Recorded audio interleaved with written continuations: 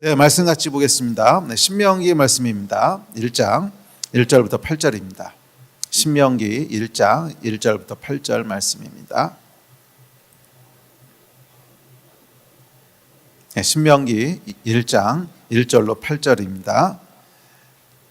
네, 다 찾으셨으면 다 같이 한 목소리로 1절부터 읽습니다. 시작. 이는 모세가 요단 저쪽 숲 맞은편에 아라바 광야 곧 바란과 도벨과 라반과 하세롯과 디삽 사이에서 이스라엘 무리에게 선포한 말씀이니라. 호렙산에서 세일산을 지나 가데스 바네아까지 10하루길이었더라. 40째 해 11째 달 그 달 첫째 날에 모세가 이스라엘 자손에게 여호와께서 그들을 위하여 자신에게 주신 명령을 다 알렸으나 그때는 모세가 헤스본에 거주하는 아모리 왕 시온을 쳐 죽이고 에드레이에서 아스타롯에 거주하는 바산 왕 롯을 쳐 죽인 후라. 모세가 요단 저쪽 모압 땅에서 이 율법을 설명하기 시작하였더라. 일러스되 우리 하나님 여호와께서 호렙산에서 우리에게 말씀하여 이르시기를 너희가 이 산에 거주한 지 오래니 방향을 돌려 행진하여 아모리 족속의 산지로 가고 그 근방 곳곳으로 가고 아라바와 산지와 평지와 네겝과 해변과 가나안 족속의 땅과 레바논과 큰 강 유브라데까지 가라. 내가 너희의 조상 아브라함과 이삭과 야곱에게 맹세하여 그들과 그들의 후손에게 주리라 한 땅이 너희 앞에 있으니 들어가서 그 땅을 차지할지니라. 아멘. 아직 새해가 시작되진 않았는데요. 새해는 우리가 신명기 말씀을 함께 살펴보려고 합니다. 그래서 오늘이 12월 31일인데 하루 빨리 저희가 신년 메시지를 시작하려고 합니다. 제가 하나님께서 24년도에 저에게 주시는 말씀은 신명기 말씀입니다. 그래서 신명기 말씀을 통해서 저희가 또 한 해를 시작하고 또 한 해를 살아보려고 합니다. 그 24년도를 시작하면서 제가 기도할 때 하나님이 주셨던 단어가 이제 두 가지가 있었는데 그 두 가지가 다 이제 신명기에 대한 말씀입니다. 두 가지가 있었는데 하나는 shift up이라고 하는 단어였고 또 하나는 go deeper, 더 깊게 들어가라 하는 이 두 단어였습니다. 자, shift up이라고 하는 단어는 제가 아마 2020년 창립 예배 때 잠깐 나눴던 단어이기도 하는데 이 shift up이라고 하는 게 뭐냐면 이 수동 자동차가 옛날에 있었지요. 그러니까 요즘엔 다 거의 다 이제 자동으로 변속이 되는데 옛날에는 이렇게 운전을 하려면 기아를 바꿔줘야 됐어요. 아마 기억하시는 분들 계실 거예요. 그래서 1단 기아 넣고 출발했다가 좀 가면 2단 넣고 3단 넣고 4단 넣고 뭐 이렇게 이제 운전을 해야 됐습니다. 그래서 기어를 바꾸는 것을 shift up 또는 shift down이라고 하죠. 이 자동차를 몰려면 여러분 속도에 따라서 기어를 바꿔줘야 됩니다. 기어를 바꿔줘야지 그냥 처음에 기어를 1단 넣고요 계속 우웅 하고 밟으면 어떻게 되냐면 엔진이 타버립니다. 그렇게 달릴 수가 없어요. 그래서 속도에 맞춰서 기어를 체인지 해줘야 됩니다. 처음에 출발할 때는 1단 기어를 넣고 시작합니다. 이렇게 1단 기어를 넣고 가는데요 1단 기어로 갈 수 있는 속도의 한계가 있습니다. 그것은 대략 한 20km, 30km 정도지 그 이상 넘어가면 이제 1단 기어로 가면 안 돼요. 그럼 이게 과부하가 걸리기 때문에 우웅하고 밟으면 벌써 엔진 소리가 이상해집니다. 왕 막 이런 소리가 나다가 그래도 무시하고 계속 밟으면 이제 연기가 나면서 타겠죠. 그러니까 그렇게 가면 안 되고 한 20km 정도 1단으로 가다가 속도가 어느 정도 붙으면 2단으로 기어를 쉬프트 업 해줘야 돼요. 그렇게 해서 한 20km에서 한 3, 40km 정도 또 올라가면 그 다음에 이제 또 속도가 붙으면 계속 그렇게 가면 안 돼요. 또 2단으로 우웅하고 밟으면요 역시 엔진에서 이렇게 우웅하는 소리가 나다가 계속 밟으면 연기가 나고 타버립니다. 이제 3단으로 바꿔야 되죠. 그리고 3단으로 또 어느 정도 가다가 4단으로 바꿔야 되고 그리고 고속도로를 타게 돼서 이제 뭐 시속 100km 이렇게 가려면 5단 기어를 넣어야 됩니다. 그래야 정상적으로 달리지. 그렇지 않고 기어를 쉬프트업 하지 않고 계속 달리게 되면 결국 엔진이 타버리게 됩니다. 속도를 줄일 때도 마찬가지입니다. 차가 힘에 붙여서 힘을 못 낸다든지 아니면 언덕을 올라가야 된다든지 그러면은 기어를 이제 쉬프트 다운을 해줘야 돼요. 그렇지 않고 그냥 5단 기어를 놓고 막 언덕을 올라가라 그런다. 그럼 어떻게 될까요? 엔진이 꺼져 버려요. 그 힘을 감당하지 못하고 엔진이 꺼져 버립니다. 영적인 여정도 이와 참 비슷합니다.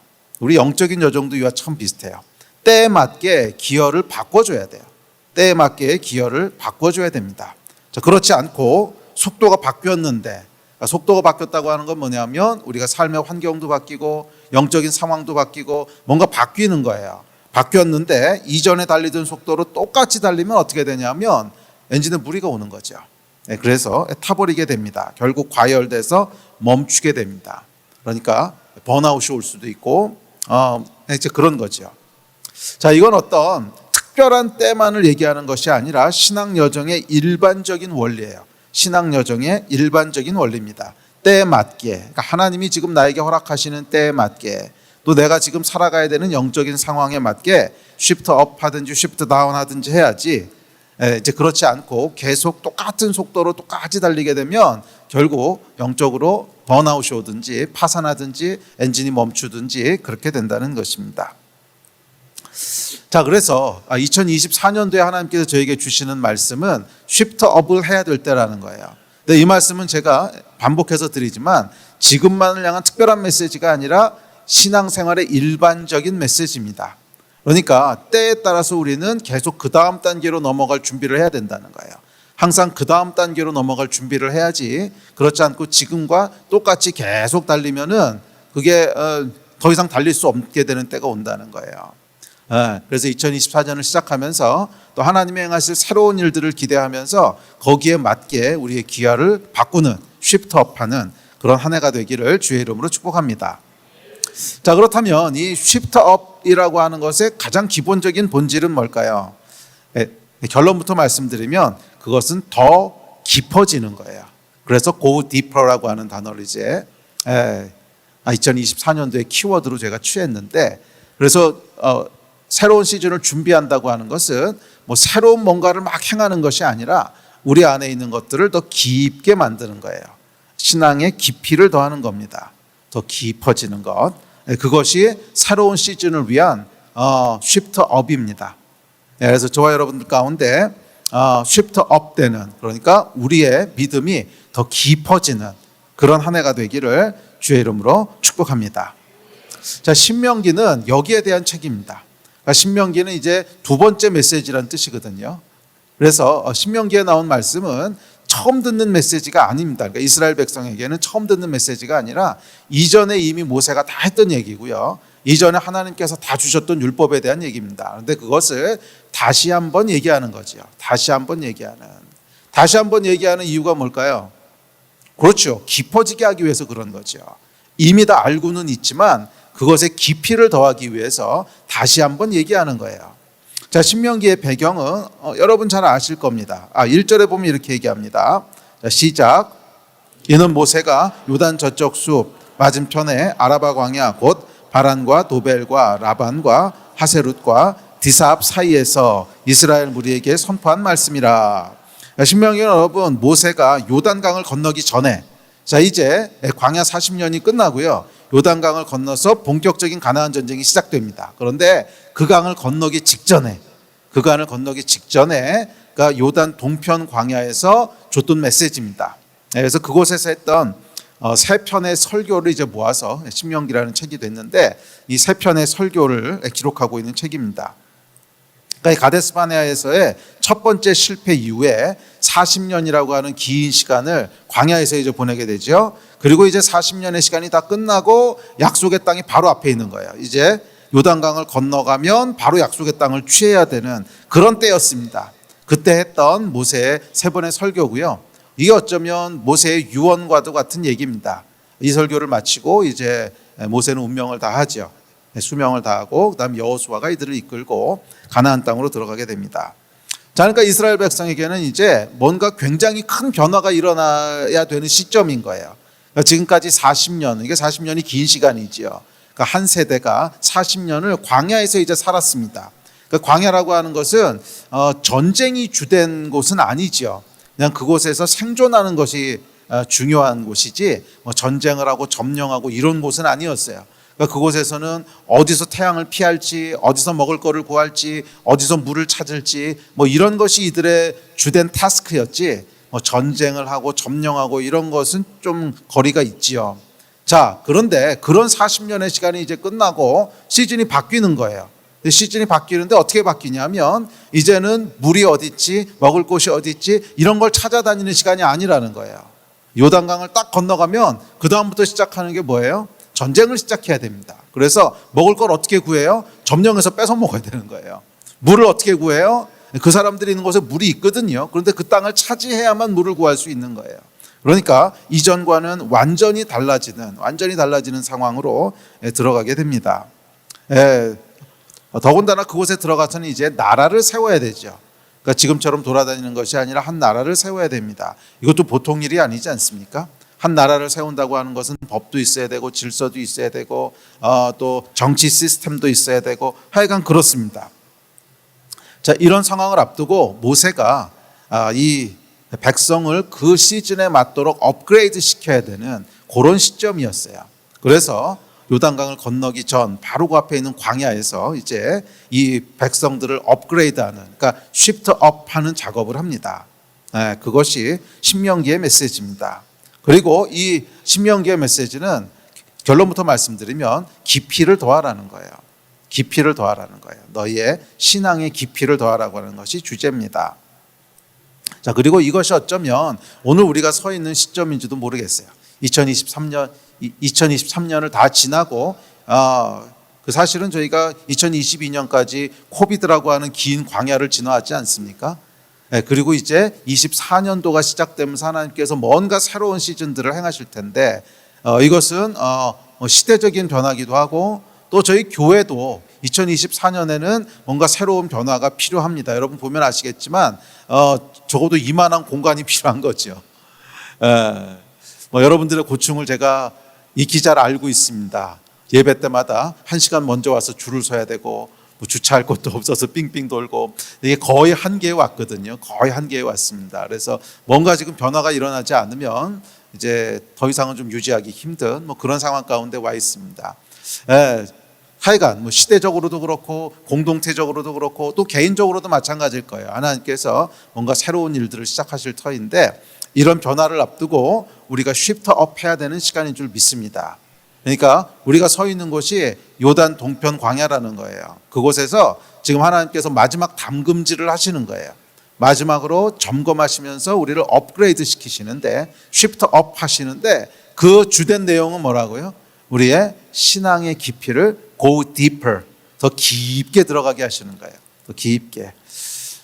기아를 바꾸고 쉬프트업하는 그런 한 해가 되기를 축복합니다. 자, 그때 이스라엘에 살았던 각 사람은 개인의 선택과 상관없이 이 시대적이고 공동체적인 상황 속에서 쉬프트업이라고 하는 것을 대면해야 됐어요. 그러니까 이 쉬프트업이라고 하는 타이밍이 난 안 할래 그런다고 안 할 수 있는 게 아니라 그냥 밀려오는 썰물 파도처럼 그냥 서 있으면 피할 수 없는 거예요. 그냥 그 앞으로 다가오는 거예요. 그러니까 시대적인 요구기도 하고 또 이스라엘이라고 하는 공동체에 대한 요구기도 하고 그래서 거기에 속한 각 개인은 시대적이고 공동체적인 요구 앞에서 쉬프트업이라고 하는 걸 행해야만 됐습니다. 다른 선택이 없었다는 거예요. 그리고 저는 이것은 오늘날도 마찬가지라고 믿습니다.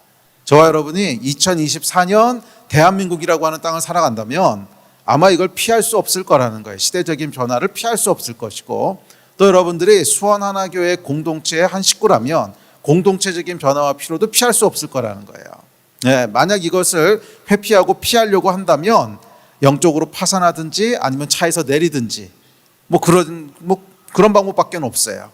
만약 그렇지 않다면 저희가 24년도 대한민국이라고 하는 땅을 살아가야 되고 또 수원하나교회라고 하는 한 교회의 한 가족으로 소속되어 있다면 우리 앞에 놓여 있는 변화는 함께 맞이해야 될 변화고 함께 쉬프트업 해야 되는 타이밍이라고 믿습니다.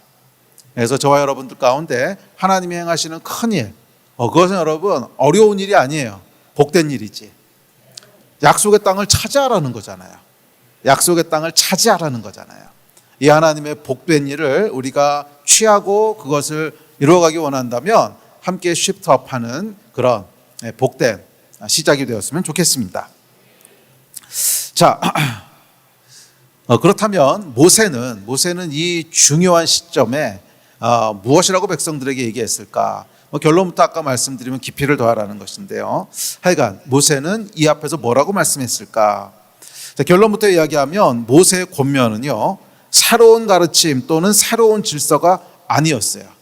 그래서 신명기, 그러니까 신명기는 이제 두 번째 다시 주는 말씀이라는 뜻인데, 그러니까 새로운 뭔가를 가르친 게 아니라는 거예요. 이미 다 알고 있던 거, 예전에 다 얘기했던 거, 그것을 다시 얘기합니다. 그러니까 모세의 가르침은 새로운 어떤 것이 아니라 예전의 것을 기억하고 잊지 말라는 거예요. 예전의 것을 기억하고 잊지 말라는 거예요. 더 깊게 들어가라는 거예요. 네, 그렇습니다, 여러분. 쉬프트업의 핵심적인 열쇠는 뭐냐면 go deeper, 더 깊게 들어가는 거예요. 그것이 우리를 한 단계 더 업시켜주는 것이고, 새로운 시즌을 맞이하기 위한 준비인 줄 믿습니다. 이게 본질이라는 거예요. 자, 그래서 신명기 13장에 보면 재밌는 말씀이 나옵니다. 흥미로운 말씀이 나오는데 새로운 것에 대한 것을 경계합니다. 13장 말씀 한번 볼까요? 1절, 2절, 3절입니다. 시작. 너희 중에 선지자나 꿈꾸는 자가 일어나서 이적과 기사를 내게 보이고 그가 내게 말한 그 이적과 기사가 너희가 알지 못하던 다른 신들을 우리가 따라 섬기자고 말할지라도 너는 그 선지자나 꿈꾸는 자의 말을 청종하지 말라. 자, 13장에 보면요, 알지 못하던 이라는 단어가 반복적으로 쓰입니다. 근데 나중에 13장 할 때 다시 볼 텐데, 이제 13장에서는 이 모세가 크게 세 가지를 경계하거든요. 이거 조심해. 그리고 세 가지를 얘기하는데 그 세 가지에 다 똑같이 반복적으로 알지 못하던 이라는 단어를 써요. 자, 예를 들어서 6절과 13절을 봅시다. 자, 시작. 너를 꾀어 이르기를 너와 네 조상이 알지 못하던 다른 신들 우리가 가서 섬기자 할지라도. 또 13절에도 시작. 너희 가운데서 어떤 불량배가 일어나서 그 성읍 주민을 유혹하여 이르기를 너희가 알지 못하던 다른 신들을 우리가 가서 섬기자 한다. 이 모세가 세 번이나 반복해서 경고하는 것이 뭐냐면 알지 못하던 것을 하자, 알지 못하던 것을 하자 하는 것을 조심하라는 거예요. 사람들은 늘 새로운 것에 관심이 있어요. 근데 영적으로도 그래요. 선지자나 꿈꾸는 자가 일어나서 새로운 뭔가를 행하면 우르르 그리로 몰려갑니다. 오늘날도 여러분 그렇지 않습니까? 어디에 은혜가 있대, 그럼 사람들이 우르르 몰려가죠. 또 어디에 가면 예언이 기가 막히게 정확하대, 그럼 우르르 거기에 끌려갑니다. 사람들은 점치듯이 자기의 미래를 알고 싶어합니다. 선지자나 꿈꾸는 자가 일어나 새로운 것을 행하면 우르르 글로 몰려간다는 거예요. 거기에 빠진다는 거예요. 모세는 이것을 경계하고 있습니다. 이것 때문에 미혹받게 된다는 거예요. 이것 때문에 미혹받게 된다는 거예요. 꼭 그 선지자나 그 꿈꾸는 자가 문제가 있기 때문만은 아니에요. 사실은 진짜 문제는 뭐냐면 알지 못하던 것을 계속 추구하고 싶어하는 인간의 지적인 호기심, 그것이 우리를 미혹에 빠지게 할 수 있다는 거예요. 조심하라는 거예요. 많은 경우 사람들이 잘 분별하지 못하는 것이 뭐냐면 영적인 것과 혼적인 것을 잘 구별하지 못해요. 그러니까 혼적인 건 뭐냐면 지적인 것, 감정적인 것, 이게 혼적인 거거든요. 그것과 영적인 것을 잘 구별하지 못해요. 사실 여러분, 새로운 것을 추구하는 것은 혼의 작용이지 영의 작용은 아니에요.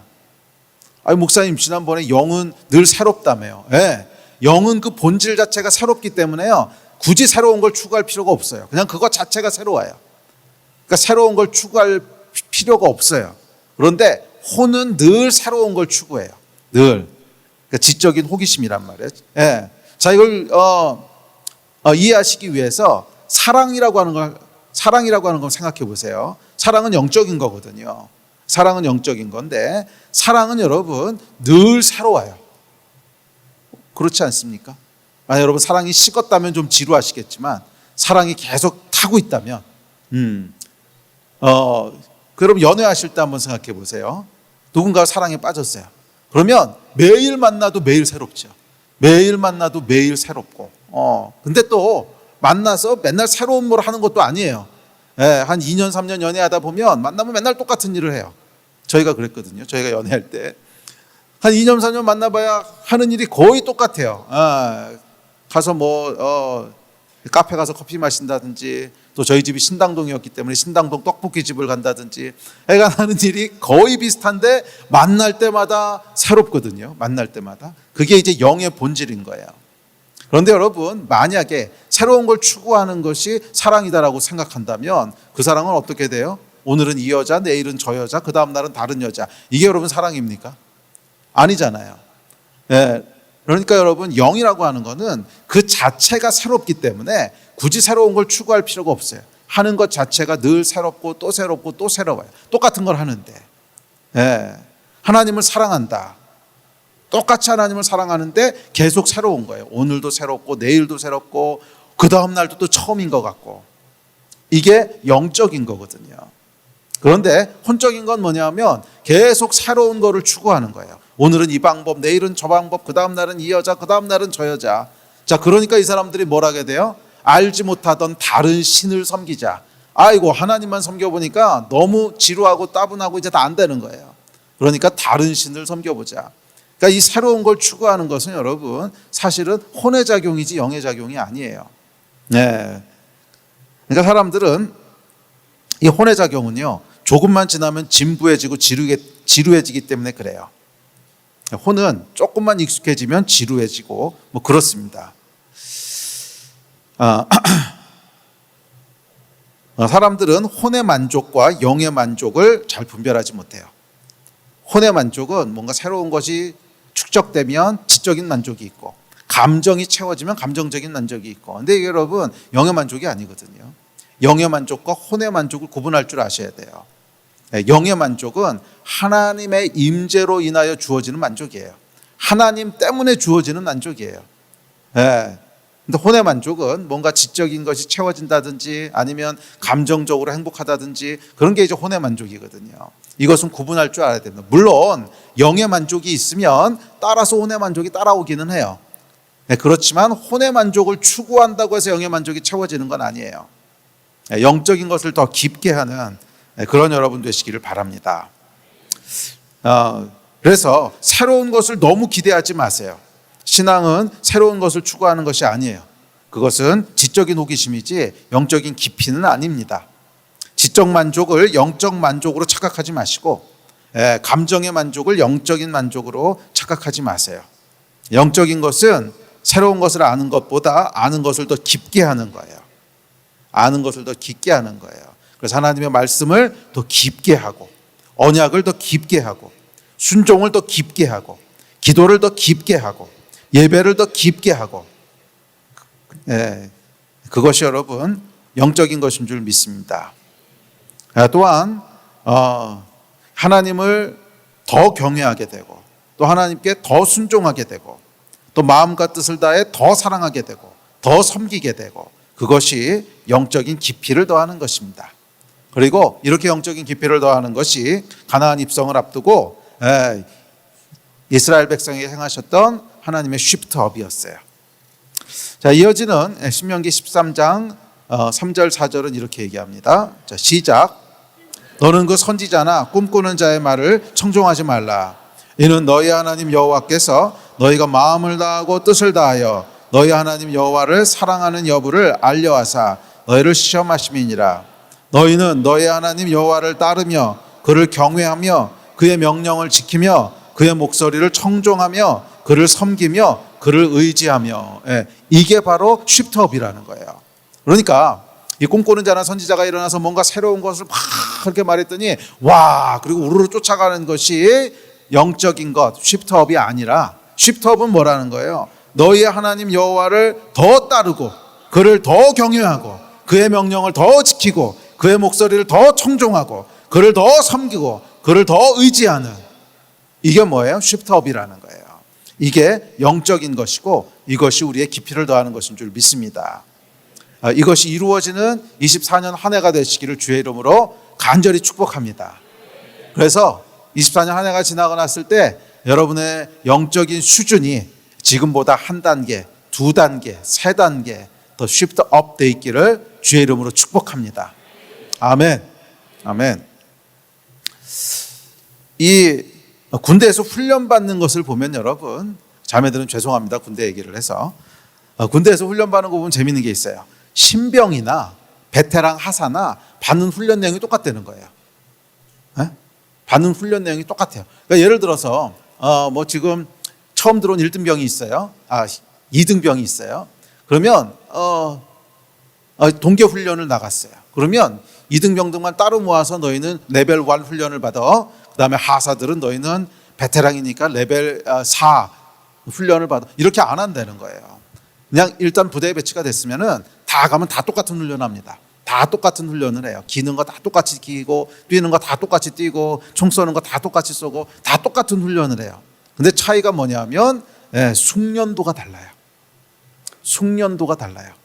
그러니까 신병들, 이등병들은 총을 쏴도 잘 안 맞고요. 쪄도 헐떡거리고 이러는데 이제 병장이나 하사쯤 되잖아요. 그러면 막 눈 감고 쏴도 다 맞아요. 이게 다른 거예요. 그러니까 새로운 훈련을 계속 해가면서 병사들을 업그레이드하는 게 아니에요. 똑같은 훈련을 계속 반복하면서 병사들을 업그레이드해요. 똑같은 훈련을 반복하면서 병장이 되고 하사가 되고 그렇게 업그레이드하는 거예요. 물론 이제 그 중에서 뭐 특수부대 될 사람들은 뽑아서 다른 훈련 시키기도 하지만 일반적으로 군사를 훈련시키는 방법은 같은 것을 계속 반복하면서 내 것이 되게 하는 거예요. 자, 그러니까 이등병은 처음 훈련을 받을 때는 뭐 하란 대로 따라하고 또 매뉴얼대로 따라하긴 하지만 내 거는 아니에요. 그냥 보고 배우고 어설프게 따라하는 거예요. 그런데 상병이 되고 병장이 되고 하사 정도 되면 몸이 그냥 알아서 움직입니다. 뭐 굳이 그거 뭐 이렇게 보고 듣고 저기 뭐 세 발 가가지고 일어나고 이런 거 안 해도요. 그냥 몸이 알아서 그렇게 움직여요. 딱 세 발 가면 그냥 일어나고 총 쏘는 어느 쪽으로 쏠지 알아서 탁 쏘면 다 맞고 뭐예요? 자기 것이 된 거죠. 어떻게? 반복함으로. 계속 반복함으로 자기 것이 된 거예요. 이것이 여러분 영적인 원리에도 똑같이 적용된다고 믿습니다. 똑같이 적용된다고 믿습니다. 뭔가 새로운 것을 계속 시도해서 그렇게 해서 여러분들이 영적인 깊이가 깊어지는 게 아니에요. 이미 잘 알고 있는 것, 그것을 계속 반복하면서 내 것을 만들어야 돼요. 그래서 그것이 깊이를 더하는 겁니다. 그래서 여러분 영적인 것은 생각보다 단순합니다. 생각보다 단순해요. 배우기 어려운 것도 아니에요. 이해를 못하는 사람도 없어요. 다 이해할 수 있는 거고요. 심지어 어린아이들도 이해할 수 있어요. 굉장히 단순합니다. 굉장히 쉽습니다. 그런데 문제는 깊이예요. 깊이를 더하는 것이 어려운 것이지 이해하는 게 어려운 게 아니에요. 이해하는 게 뭐가 어렵겠어요? 뭐 이해하는 거 하나님 사랑하고 이웃 사랑하고 기도하고 말씀 보고 없어요. 아주 단순합니다. 아주 단순한데 문제는 거기에 어떻게 깊이를 더할 것인가, 그것이 얼마나 내 것이 되어 있는가 하는 것이 진짜 관건입니다. 깊이를 더하신 여러분 되시기를 바랍니다. 하나님을 경외하는 깊이, 또 하나님을 사랑하는 깊이, 말씀에 순종하는 깊이, 기도의 깊이, 또 예수 그리스도를 닮아가는 깊이, 이게 영적인 거예요. 우리의 속도를 바꾸기 위해서 무언가를 쉬프트업 해야 한다면 깊이를 더해야 된다고 믿습니다. 여러분의 영적인 깊이는 어떻습니까? 요단 동편에서 뭔가 새로운 시즌을 앞두고 있다면 깊이를 더하시기를 바랍니다. 계속 반복함으로 내 것이 되게 하세요. 내 것이. 그냥 대충 주워들어서 알고 있는 것이 아니라 내 것이 되게 되는 그런 축복이 임하기를 주의 이름으로 축복합니다. 그래서 새해에는 순종하지 못했던 것들을 순종하는 해가 되기를, 또 헌신하지 못했던 것을 헌신하게 되는 해가 되기를, 사랑하지 못했던 것들을 사랑하게 되는, 기뻐하지 못했던 것들을 기뻐하게 되는, 평강하지 못했던 것들을 평강하게 되는 그런 깊이가 더해진 해가 되기를 축원합니다. 자, 신명기는 이에 대한 책이에요. 더 깊어지는 책입니다. 사실 앞서도 말씀드렸지만 이 신명기에 나온 이야기들은 모르는 이야기가 아니었어요. 이들이 다 알고 있던 얘기였고요. 이미 40년 전에 모세를 통해서 하나님이 다 주셨던 율법에 대한 얘기입니다. 그런데 문제는 이게 전해 들은 얘기였다는 거죠. 하나님이 우리에게 이렇게 주셨대. 부모님에게 전해 들은 얘기, 모세가 받았던 얘기를 전해 들은 얘기. 신명기 말씀은 뭐냐면 이 전해 들었던 얘기가 내가 들은 얘기가 되는 거예요. 직접 모세로부터 듣게 되는, 누군가를 통해서 그 전에 모세가 이렇게 저렇게 말했어. 그러니까 이렇게 저렇게 해야 돼. 그렇게 전해 들은 얘기가 아니라 내가 직접 모세로부터, 내가 직접 하나님으로부터 듣는, 이것이 신명기의 진짜 주제입니다. 저는 여러분들도 전해 들은 얘기가 아니라 여러분이 직접 듣는 하나님의 말씀, 내가 직접 대면하는 하나님의 임재, 내가 직접 드리는 하나님께 대한 헌신, 그런 것이 되기를 주의 이름으로 축원해요. 전에 들은 경험이 아니라 나의 들은 경험이 되기를 축복합니다. 대리 헌신이 아니라 나의 헌신이 되기를 축복합니다. 이 대리 기사가 유행이다 보니까 헌신도 대리 헌신이 있더라고요. 그 대리 헌신 여러분 뭐예요? 누군가 헌신한 사람들 은혜로운 간증들을 들으면서 감격하는 거, 이게 여러분 대리 헌신이거든요. 내가 한 건 아무것도 없어. 그런데 그 사람이 한 거를 확 감격하면서 나도 그렇다고 생각을 해. 천만에 그건 그 사람의 헌신이지 여러분하고 상관없는 거예요. 물론 그것이 영적인 자극이 되고 도전이 되는 건 감사하지만 그것에 만족하고 있으면 그거하고 나하고 아무 상관없는 거죠. 그건 그 사람의 하나님에 대한 얘기지 내 하나님하고 무슨 상관이 있어요. 그건 그 사람이 하나님 앞에 드렸던 얘기지 내가 드린 것과 무슨 상관이 있어요. 정말 많은 사람들이, 오늘날 정말 많은 크리스찬들이 대리 헌신에 속고 있어요. 대리 헌신에 속고 있어요. 좋은 말씀, 좋은 간증, 뭐 좋은 말씀도 좋고 좋은 간증도 좋은데 그건 그 사람의 하나님에 대한 얘기지 나하고는 상관없는 얘기거든요. 대리 헌신이 아니라 여러분의 헌신이 되기를 축복합니다. 전에 들은 얘기가 아니라 내가 들은 얘기가 되기를 축복하고, 저 사람의 신앙이 아니라 나의 신앙이 되기를 축복하고, 모세의 하나님이 아니라 나의 하나님이 되시기를 축복합니다. 이게 go deeper예요. 더 깊게 들어가셔서 정말 나의 하나님을 만나고, 내가 하나님께 말씀을 듣고 내가 하나님 앞에 반응하는 그런 복된 한 해가 되시기를 주의 이름으로 간절히 축복합니다. 자, 신명기 2절 3절에서 이렇게 얘기합니다. 시작. 호렙산에서 세일산을 지나 가데스바네아까지 10하루길이었더라. 40째 해 11째 달 그 달 첫째 날에 모세가 이스라엘 자손에게 여호와께서 그들을 위하여 자기에게 주신 명령을 다 일렀으나. 자, 여기 보면 이제 모세가 신명기 말씀을 시작하면서 두 개를 대비시키는데 10하루길과 40째 달이라고 하는 걸 대비시켜요. 출애굽한 곳으로부터 가데스바네아까지 오려면 11일이면 올 수 있는 길이라는 거예요. 그래서 첫 번째 올 때 이제 11일 만에 왔는데, 그런데 출애굽한 데 곳가 아니고 호렙산. 호렙산은 십계명 받은 이제 그 산을 얘기하는데, 이 호렙산에서부터 가데스바네아까지가 10하루길인데 그거를 얼마 걸려 왔다는 거예요? 40년 걸려서 왔다는 거예요. 그거를 40년 걸려서 왔다는 거예요. 이 이야기로 신명기를 시작합니다. 그래서 신명기 말씀을 쭉 읽어보면 딱 두 가지로 크게 구성되어 있습니다. 하나는 뭐냐면 과거의 실패에 대한 얘기를 계속합니다. 너희가 이렇게 실패했어. 너희가 그때 이렇게 불순종했어. 이 과거 얘기를 계속하고, 그 다음에 두 번째는 하나님이 주시는 말씀과 율법에 대한 얘기를 쭉 얘기합니다. 자, 모세가 이번엔 실패하지 말라는 거예요. 그게 신명기의 주제예요. 두 번째 얘기하면서 이번엔 실패하지 말라는 거예요. 40년 전에 실패했던 거 있잖아요. 40년 전에 사실 가데스바네아에 왔을 때 10하루 만에 왔을 때 하나님께서 그곳에서 요단강을 건너가서 땅을 정복하라고 말씀하셨어요. 그런데 이들이 불순종하죠. 불순종하면서 뭐 거기 정탐꾼 보내가지고서 정탐꾼이 돌아와가지고 뭐 우리는 망했다. 저기 뭐 거인들이 산다. 막 이래가지고 두려움 때문에 불순종을 하지요. 그리고 이 불순종으로 인하여 이제 세월을 낭비하게 됩니다. 40년을 뺑뺑뺑 돌게 되죠. 40년을 뺑뺑 돌면서 낭비하게 됩니다. 이게 실패지요. 이번엔 실패하지 말라는 거예요. 사실 여러분, 성공이냐 실패냐 하는 것은 보여지는 결과로 이야기하는 건 아니에요. 성공과 실패는 순종했냐 불순종했냐 하는 거예요. 순종했냐 불순종했냐 하는 거예요.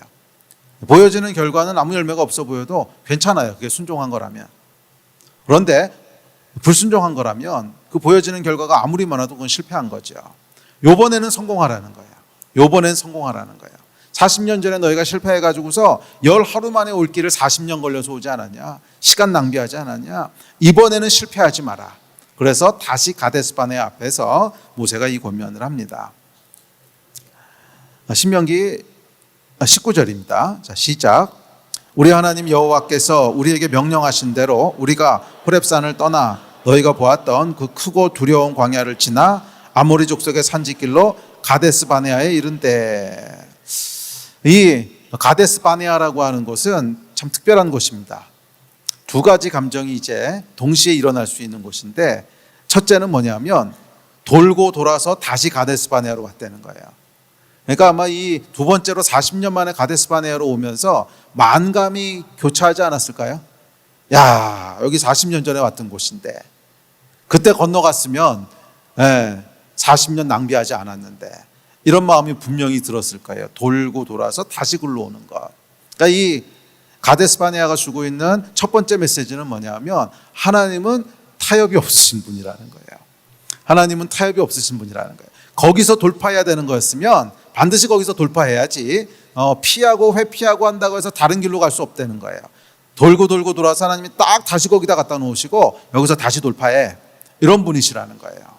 우리의 삶도 여러분 마찬가지입니다. 뭔가 우리가 실패한 게 있으면 거기서 돌파를 해야지, 그걸 이렇게 삥 돌아서 우회해서 갈 수 없다는 거예요. 하나님께서는 반드시 우리를 다시 가데스 바네아를 세우셔서 여기서 실패했으면 여기서 다시 돌파하는 거야, 그렇게 우리를 인도하시지, 아유 이거 실패했으니까 그거 말고 이제 이 길로 가자, 이렇게 인도 안 하십니다. 그래서 제가 목회를 하고 또 신앙생활을 하면서 보니까 이 원리는 정말 정확하더라고요. 뭔가에 실패했잖아요. 그럼 딱 그 실패한 곳에 다시 세우셔서 거기서 돌파하게 하시지, 그것을 넘어가서 딴 거 하게 안 하시더라고요.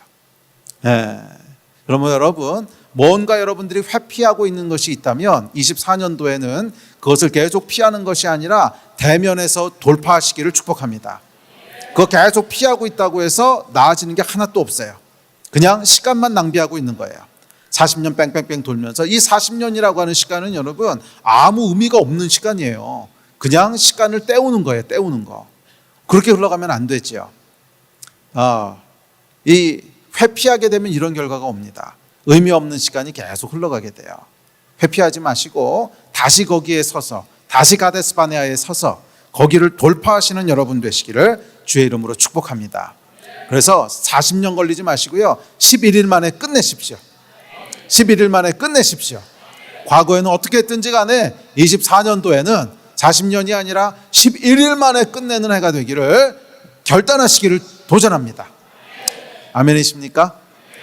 아유, 뭐 그 40년씩 두 번만 낭비하면 하늘나라 가야 돼요. 11일 만에 끝냅시다. 그냥 주님 하라고 하셨으면 바로 순종하면서 가는 거예요. 그럼 그 다음엔 하나님이 책임지십니다. 할렐루야.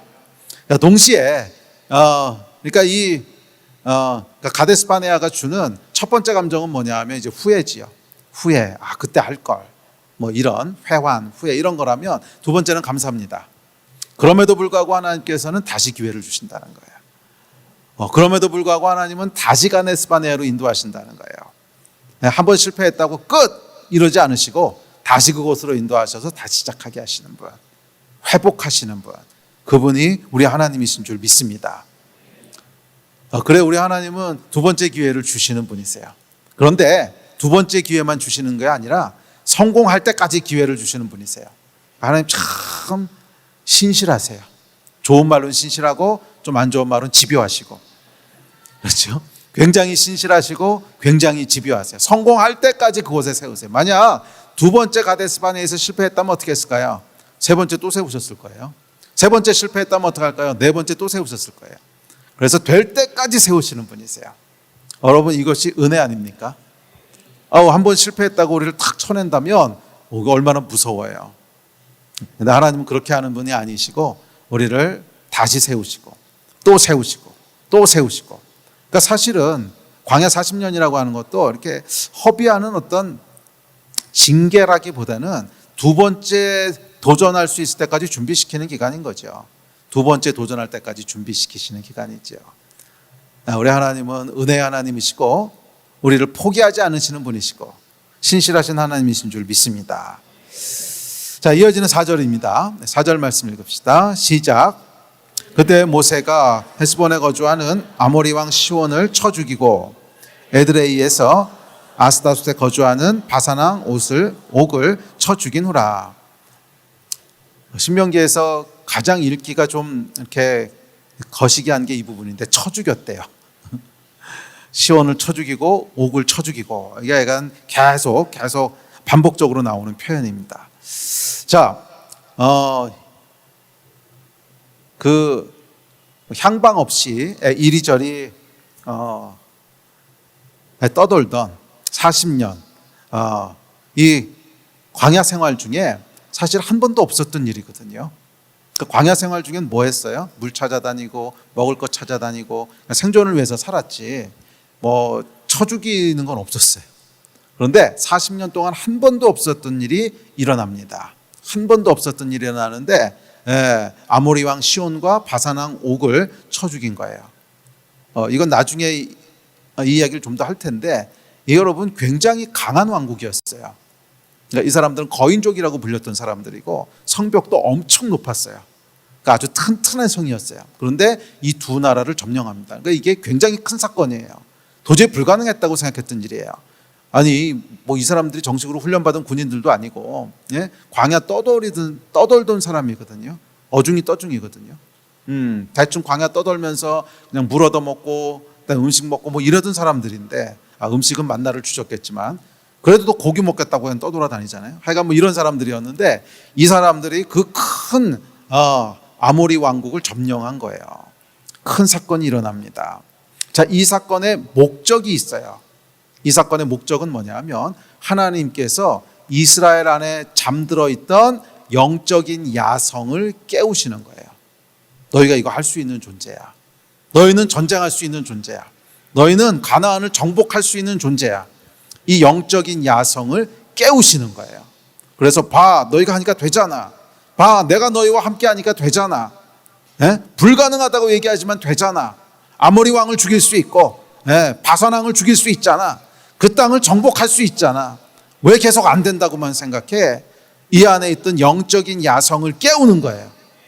왜냐하면 이 영적인 야성이 깨나야 가나안 땅을 차지할 수 있지 않겠어요? 계속 이런 광야를 떠도는 어중이 떠중이 멘탈리티로 어떻게 가나안 땅을 차지하겠어요? 그래서 하나님께서 그 안에 있는 영적인 야성을 깨우기 시작합니다. 시편에 보면 이렇게 얘기합니다. 시편인가 이사야서 52장. 자, 시작. 시온이여 깰지어다 내 힘을 낼지어다. 거룩한 성 예루살렘이여 내 아름다운 옷을 비울지어다. 이제부터 할례 받지 아니한 자와 부정한 자가 다시는 내게로 들어옴이 없을 것임이라. 시온아 깰지어다. 시온이여 깰지어다. 이 깨어나야 되는 거예요. 40년 광야 생활을 지나면서 야성이 다 잠들어 있는 거죠.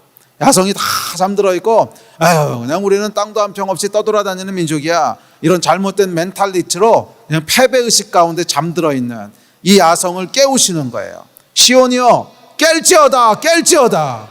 너희는 아모리 왕 시온을 쳐 죽이며 너희는 바산 왕 옥을 쳐 죽이며 이길 수 있는 존재야. 너희는 하나님의 백성이고 너희는 강한 군대고 여기서 돌파할 수 있고 이길 수 있고 가나안 땅을 차지할 수 있어. 이 야성을 깨우시는 거예요. 야성을 깨우는 이 하나님의 음성을 들으시기 바랍니다. 24년도를 여러분 야성이 깨어나는 걸로 시작했으면 좋겠어요. 안 된다고 생각했던 것들 안 되기는 왜 안 되니까 하나님이 하시는데, 이 믿음으로 일어나십시오. 목사님이 10년 동안 안 됐어요. 10년 동안 안 됐어도 지금은 되는 거예요. 태어나서부터 한 번도 해본 적이 없어요. 태어나서부터 지금까지 안 됐어도 지금은 되는 거예요. 이거 깨어나라는 거잖아요.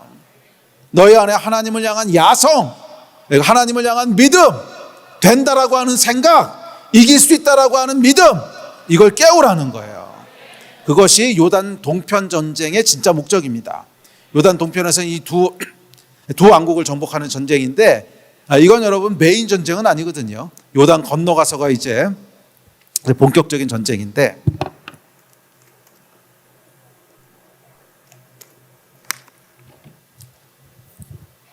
요단 서편 전쟁 이전에 요단 동편 전쟁을 하나님 행하게 하신 이유는 우리의 믿음과 야성을 깨우시는 거예요. 할 수 있다는 거예요. 보라는 거예요. 너희가 순종하니까 되지 않냐는 거예요. 너희가 하라는 대로 하니까 되지 않냐는 거예요. 이거를 보여주시는 거예요. 저는 여러분 안에, 저와 여러분 안에 이 믿음의 야성들이 깨어나기를 간절히 소원합니다. 마지막으로 여러분 적군의 왕을 쳐 죽인 게 언제였습니까? 마지막으로 하나님 앞에 함성을 질러본 게 언제였습니까? 마지막으로 땅을 정복했던 게 언제였습니까? 마지막으로 적군을 향해 사자처럼 돌진했던 때가 언제였습니까? 마지막으로 영적인 승리를 이뤄본 적이 언제였습니까? 마지막으로 잃어버린 영혼을 얻었던 적이 언제였습니까? 마지막으로 하나님 앞에 믿음으로 헌신했던 게 언제였습니까? 이 야성을 깨우라는 거예요. 이 야성을 깨우라는 거예요. 40년 동안 아무 일이 없었어도 지금은 할 수 있다는 거예요. 아멘.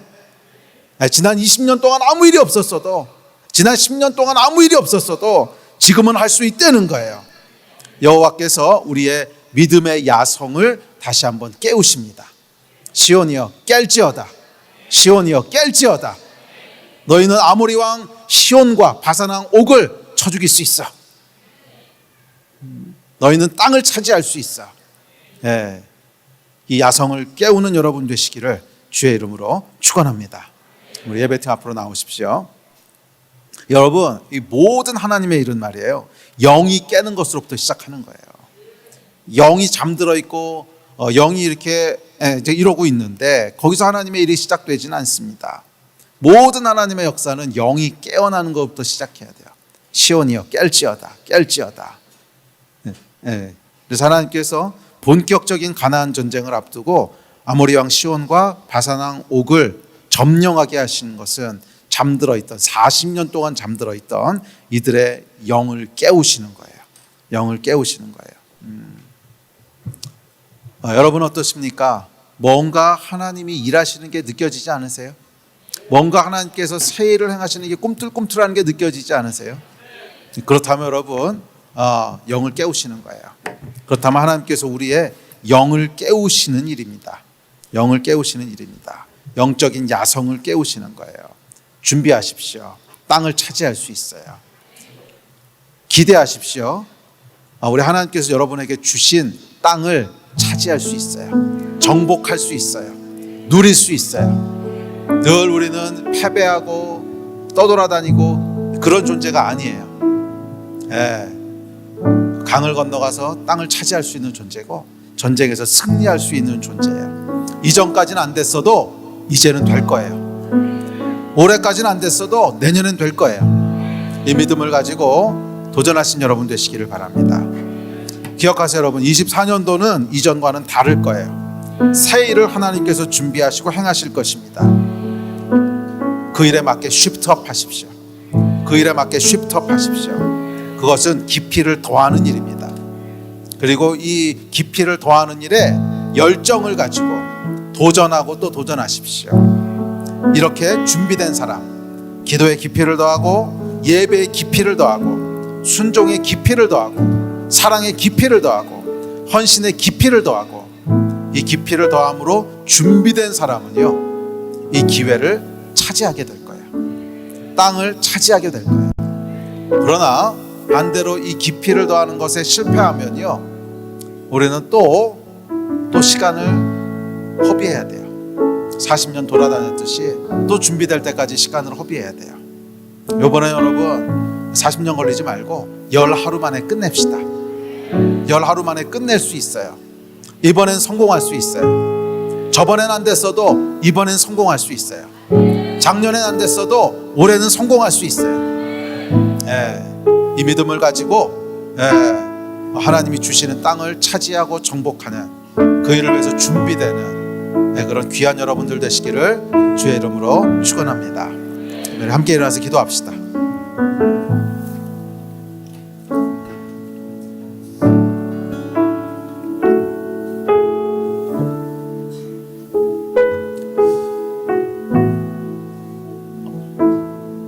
우리 한 해를 보내고 또 새로운 한 해를 맞이하면서 좀 믿음을 가지고 하나님께 기도합시다. 주님, 24년도에는 이기는 해가 되기를 소원합니다. 이전과는 다른 해가 되기를 소원합니다. 성공하는 해가 되기를 소원합니다. 깊이가 더해지는 해가 되기를 소원합니다. 주님 축복하여 주십시오. 과거의 실패들은 다 흘려보냅니다. 과거의 불순종들도 다 잊어버립니다. 과거는 다 지나갔습니다. 주님 새 일을 행하실 것을 믿습니다. 새 일을 행하실 것을 믿습니다. 주여 역사하여 주시옵소서. 우리의 영을 깨워 주시옵소서. 우리의 영을 깨워 주시옵소서. 이 마음 가지고 주의 세 번 부르짖고 다 같이 합심해서 기도하겠습니다.